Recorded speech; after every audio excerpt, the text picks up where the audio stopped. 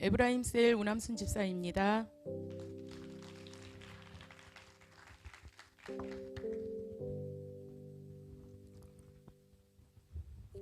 저는 딸 5, 아들 3의 8남매 중 7째로 태어났습니다. 저희 가정은 대인관계를 어려워하는 아버지를 대신해서 어머니가 밤낮 없이 건축 현장에서 벽돌짐을 지고 벌어온 돈으로 어렵게 저희 8남매를 키워주셨습니다. 넷째인 큰오빠를 낳고 산후 우울증으로 정신병을 앓던 어머니는 둘째 고모의 권유로 예수님을 믿고 깨끗이 치료가 되었습니다. 중간중간 아버지의 반대로 신앙생활을 제대로 못할 때도 있었지만 제가 6살 되던 해 춘천으로 이사 가면서 어머니와 저희 형제들은 본격적으로 신앙생활을 하기 시작했습니다. 다른 형제들은 청소년기를 지나면서 교회와 멀어졌지만 저는 어머니와 함께 열심히 신앙생활을 했습니다. 어린 시절 주일학교에 가면 예배에 방해가 된다고 선생님들이 차라리 나가서 놀라고 할 정도로 말괄량이었습니다. 그래도 어린 마음에 예배 빠지면 천국에 못 갈까봐 예배의 자리는 절대로 빠지지 않았고 추수감사 주일에도 집에 배추가 없으면 친구 집에 가서 친구 부모님께 가장 좋은 것을 달라고 해서 가지고 가곤 했습니다. 청소년 시기부터는 저의 모든 삶이 교회 중심이었고 신앙생활이 삶의 최우선순위였습니다. 그렇게 학창시절을 보내며 18살 때 성령 체험을 하면서 하나님을 인격적으로 만났고 소명을 받아 사역자의 길을 가다가 남편을 만나 결혼을 하였습니다. 둘째 아이가 7살이 되었을 때 다시 사역을 시작하기 위해 사역지를 찾으며 기도하던 중에 제가 사역을 통해 끼칠 영향력보다 아이들이 끼칠 영향력이 더 크므로 주님께 쓰임받을 수 있는 깨끗한 그릇으로 준비될 수 있도록 자녀들을 위해 밑거름이 되어주라는 음성을 듣고 사역자의 길을 내려놓고 자녀 양육에만 전념하였습니다. 특히 신앙교육에 있어서만큼은 남들이 유별나다고 할 정도로 철저히 교육했습니다. 세 자녀를 키우면서 단 한 번도 공부하지 않는다고 회초리를 든 적은 없었는데 성경 읽기와 큐티를 게을리하거나 예배 태도가 좋지 않을 때는 회초리로 엄하게 야단을 치기도 했습니다.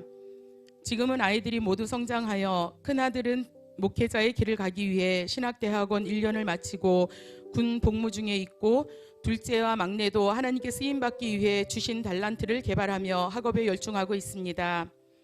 우리 가족은 아이들이 어릴 때부터 15년 넘게 개척교회를 섬기다가 3년 전 우리 교회에 정착하여 건강한 신앙생활을 하고 있습니다. 지난 3년을 되돌아보니 언제 그렇게 시간이 흘렀나 싶을 정도로 정신없이 바쁘게 또 영적으로 충만하게 살아오고 있었습니다. 남편은 결혼할 때부터 직장생활로 밤낮 없이 바쁘게 일만 하고 살아서 극도의 스트레스와 피로로 예민해서 가족들이 모여 있으면 아이들과 저는 남편의 심기를 건드리지 않으려고 눈치를 봐야 했고 20년이 훨씬 넘게 신앙생활을 했으면서도 주일 예배만 겨우 자리를 지키며 교회에 마음을 내지 못했습니다. 그러던 남편이 우리 교회에 와서 양육반을 수료하고 난 후 180도로 변화되어 예배 중에 찬양을 부르며 눈물을 흘리기도 하고 교회와 셀에 잘 정착하여 교회를 생각하고 셀 가족들을 걱정하는 사람이 되었고 가정에서도 아이들과 농담을 주고받으며 장난도 하고 아이들 장례를 함께 의논할 수 있는 믿음의 가장이 되었습니다. 할렐루야. 지난 3년 동안 주변 사람들이 저에게 숨은 쉬고 사느냐고 할 정도로 저희 가정에는 사건 사고가 끊이지 않았습니다. 하지만 돌이켜 생각해 보니 모든 것이 하나님께서 저를 일꾼으로 세우시기 위한 연단의 과정이었고 무엇보다 감당할 수 있는 믿음을 주셔서 잘 이겨낼 수 있었습니다. 작년에는 코로나 백신 접종 후 후유증으로 거의 1년을 통증에 시달리며 고통스러운 시간을 보내야 했습니다. 양육 훈련도 한 텀을 쉬고 예배나 모든 것들이 마음먹은 대로 되지 않아 목사님과 공동체 식구들에게 덕을 끼치지 못하는 것 같은 괴로움에 교회를 떠나야 하나 하는 생각까지 한 적이 있었습니다. 그러던 제가 영성국장이 되어 간증을 하게 되니 감회가 남다릅니다. 처음 목사님께 영성국장으로 콜링을 받았을 때 둔기로 한 대 얻어맞은 기분이었습니다. 그 자리가 얼마나 책임이 막중한 자리인데 왜 하필 저를, 내가 어떠한 사람인지 나보다 나를 더 잘 아시는 주님이신데 마음으로는 저는 감당할 그릇이 못 된다고 말씀드리고 싶었지만 그동안 훈련을 받으며 목사님께 누차 들었던 말씀이 절대 순종이었고, 아이들 양육을 위해 사역을 내려놓으면서 아이들이 모두 성장하고 난 50대 초반에 저를 쓰시고자 하시면 기쁨으로 순종하겠노라고 주님께 약속을 드렸기 때문에 이유 불문하고 순종밖에 답이 없다는 것을 알았기에 다음 날부터 퇴근 후 매일 교회 와서 감당할 수 있는 환경과 믿음을 달라고 울부짖으며 기도하였습니다. 사랑이 부족한 제가 감당하기엔 너무나도 무거운 자리였으므로 애통하는 마음으로 주님께 긍휼을 구하는 것밖에는 할 수 있는 것이 없었습니다. 무엇보다 제 상황으로는 매시간 기도의 자리를 지킨다는 것이 여간 힘든 일이 아닌데 왜 하필 많고 많은 국 중에 영성국장으로 세우셨을까 여러 번 주님께 묻고 궁금해했었는데, 하나님께서 지난 연말에 저에게 주신 약속의 말씀을 이루시려고 하는데 제 기도의 분량이 부족하여 이렇게라도 해서 기도의 양을 채우시려고 하는 것과 태에서부터 새 자녀를 주의 종으로 쓰시기 위해 계획해 놓으셨지만 자녀들의 목회를 위해 누구보다도 기도를 많이 해야 하는 제가 뺀질거리고 있으니 더 이상 빼도 박도 못하도록 영성국장으로 세우셨다는 깨달음이 왔습니다. 영성국장으로 임명받고 일주일이 다 되어가는 지금도 행여나 저의 부족함으로 목사님의 목회와 공동체에 누가 되지는 않을지 많이 긴장되고 떨립니다.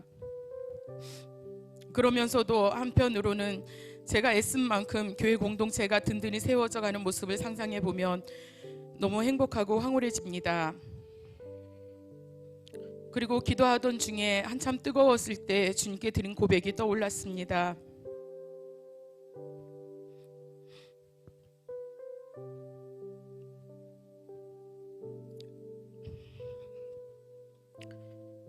부름받아 나선 이 몸 어디든지 가오리다.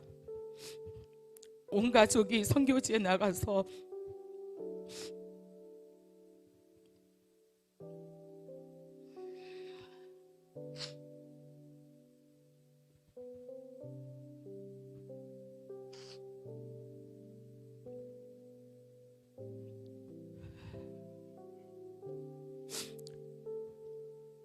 순교를 해도 좋으니 마지막 때에 저희 가족들을 사용해달라고 눈물로 기도하며 죽음도 두려워하지 않던 시절이 있었습니다.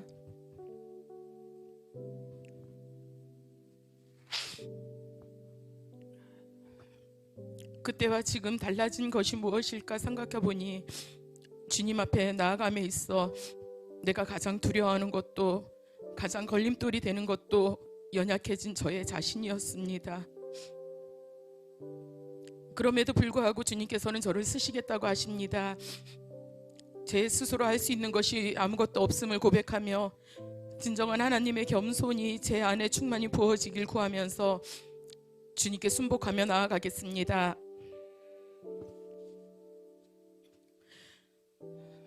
지극히 존귀하며 영원히 거하시며 거룩하다 이름하는 이가 이와 같이 말씀하시되 내가 높고 거룩한 곳에 있으며 또한 통회하고 마음이 겸손한 자와 함께 있나니 이는 겸손한 자의 영을 소생시키며 통회하는 자의 마음을 소생시키려 함이라. 이사야서 57장 15절 말씀. 아멘. 일꾼으로 임명받고 나니 비로소 지난 3년 동안 외쳤던 2002만 세계 비전이 진심으로 마음에 와닿는 것 같습니다. 한 영혼이 천하보다 귀하다고 하신 말씀, 주님의 말씀을 마음에 새기고 죽어가는 영혼들을 살리기 위해 눈물로 기도하는 일꾼이 되겠습니다. 더 이상 상황에 매여 머뭇거리지 않고 상황을 넘어서는 자가 되겠습니다. 목사님, 부족한 저를 일꾼으로 세워 함께 하나님의 나라를 세워가는 동역자로 삼아주셔서 감사드립니다. 저를 세우신 것에 대한 후회함이 없으시도록 변덕 부리지 않고 늘 한결같이 우직하고 충성된 일꾼이 되겠습니다. 목사님의 영혼을 향한 사랑과 열정 닮아가도록 애쓰겠습니다. 그리고 지난 제자대학 2학기 때 약속하셨던 앞으로 저희들과의 20년 꼭 지켜주십시오. 그러기 위해선 지금보다 더 건강하셔야 하니 아프지 마세요. 사랑합니다, 목사님. 늘 나의 눈물을 보시고 토닥여 주시는 하나님 사랑합니다. 어제도 오늘도 내일도 변함없이 나와 함께 하실 하나님께 감사드리며 모든 영광 올려드립니다. 아멘.